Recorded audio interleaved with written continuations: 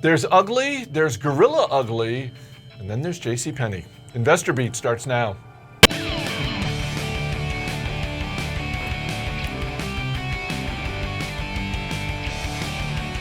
Thanks for watching. I'm Chris Hill. Not a particularly great Wednesday on Wall Street. The Dow was the biggest loser of the major indices, despite the release of some pretty good housing numbers for August.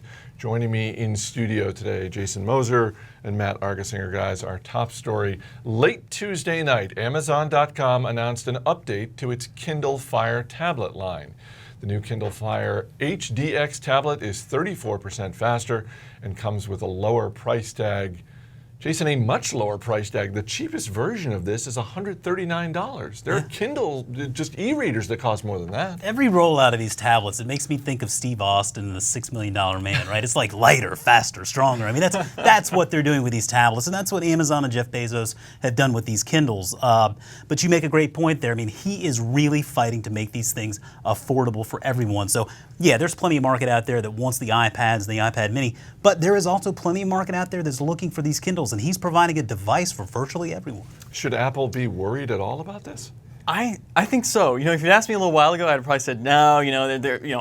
Amazon's really focused on selling these Kindles so they can sell more services through Amazon, through like Prime and streaming. Whereas Apple's really trying to build that device that can really do almost anything you want it to do. Well, I look at the specs and you read some of the reviews of this new Kindle. It's very comparable. The high-end version is very comparable to Apple's iPad, and it's a cheaper price tag.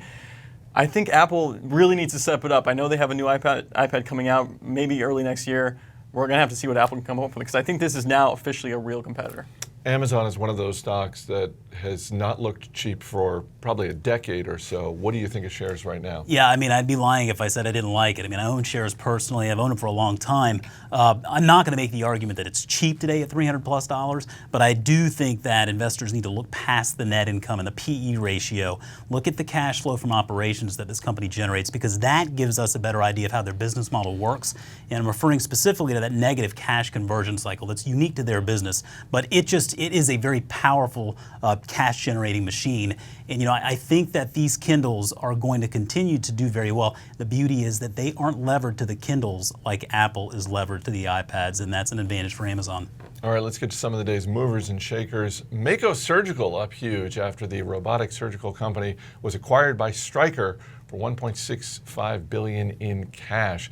Why the big payout? This MAKO Surgical is not a profitable company. It's not, but this makes a lot of sense for Stryker. Stryker's got a humongous orthopedic business. It's slow growing though, and you've got MAKO coming in with their their surgical robots, their implants, really their MAKOplasty, which is really knee surgery focused. Fits with Stryker. So Stryker always viewed MAKO as kind of an emerging competitor, somewhat of a threat.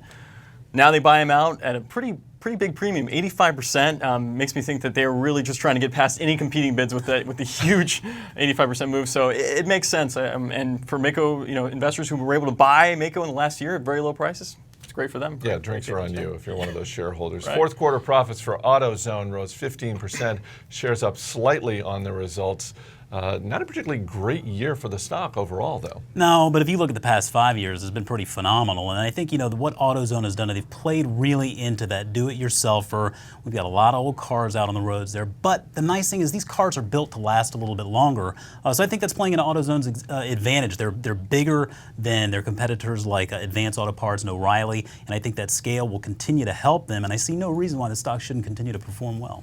JCPenney hitting a 13-year low after Goldman Sachs downgraded the shares. JCPenney is now the second most shorted stock in the S&P 500. That can't possibly be a surprise to you. No, it can't. And gosh, the 13-year low. It's interesting. Goldman Sachs also downgraded a bunch of JCPenney's bonds, despite earlier this year helping them sort of raise about $2.25 billion worth of debt. I love how Goldman Sachs is always on both sides of the trade. Brilliant. Really do well. But things aren't good for JCPenney. I mean, holiday sales are rumored to be pretty slow going in. And then there are really only two silver linings. I think the short interest you mentioned, the fact that the shares are 35% short, roughly, could be a potential boost if they do well. And they're going into a holiday season where their same-store sales last year, if you recall, dropped 32%. If they can even turn that down around a little bit, and you've got that heavy short interest, maybe JCPenney will get a pop, but only play this one if you're a gambler. There's nothing like low comps. No. There's nothing like low comps. Finally, SINA Corp continues its rise. Shares up more than 60% year to date for the Chinese online media company.